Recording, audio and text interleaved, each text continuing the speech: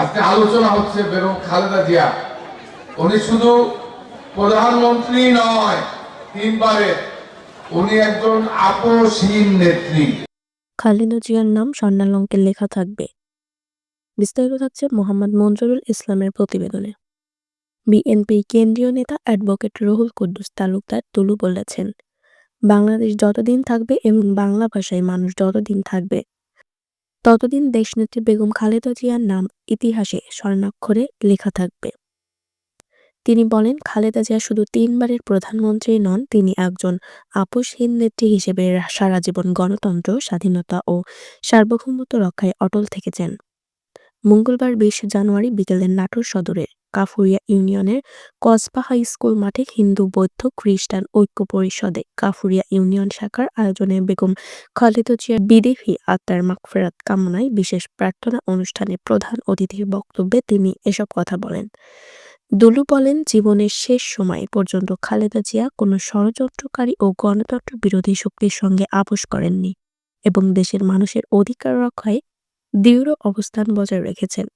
অনুষ্ঠানে উপস্থিত ছিলেন ব্যারিস্টার তাসনুভা তাবাসসুম রাত্রি, জেলা বিএনপির আহ্বায়ক রহিম নেওয়াজ, সদস্য নাসিম উদ্দিন নাসিম, সাবেক স্বেচ্ছাসেবক দলের সাধারণ সম্পাদক রাসেল আহমেদ রনি, ওলামা দলের সাধারণ সম্পাদক শফিকুল ইসলাম, সাবেক সদর উপজেলা বিএনপির সভাপতি রফিকুল ইসলাম, কাফুরিয়া ইউনিয়নের চেয়ারম্যান আবুল কালাম ও শ্রীচন্দর কুমার গোস্বামী সহ বিএনপির বিভিন্ন স্তরের নেতৃবৃন্দ। সভা শেষে বেগম খালেদা জিয়ার রুহের মাগফিরাত কামনায় বিশেষ দোয়া অনুষ্ঠিত হয়। আরো বিস্তারিত জানতে চোখ রাখুন জাতীয় দৈনিক অভয়নগর পত্রিকায়। আজকে আলোচনা হচ্ছে বেগম খালেদা জিয়া। উনি শুধু প্রধানমন্ত্রী নয়, তিনবারের, উনি একজন আপোষহীন নেত্রী।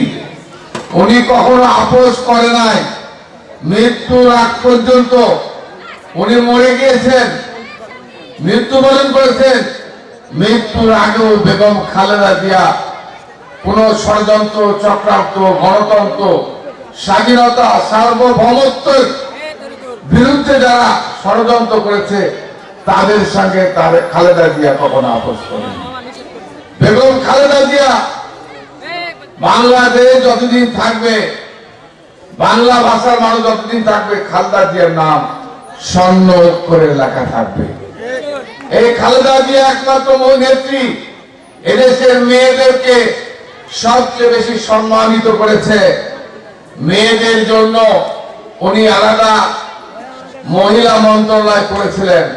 এদেশের মহিলাদেরকে শিক্ষিত করার জন্য মেয়েদেরকে ইন্টারমিডিয়েট পর্যন্ত লেখাপড়া উনি ফ্রি করে দিয়েছিলেন। মেয়েরা যেন শিক্ষিত হয়, আমাদের মেয়েদেরকে উনি স্কুলে গেলে, কলেজে গেলে তার জন্য টাকা পাবে, কাজের বিনিময়ে খাদ্য পাবে। আজকে এদেশের মেয়েরা যতদিন বাংলাদেশ থাকবে, এদেশের নারীরা তাকে স্মরণ করবে।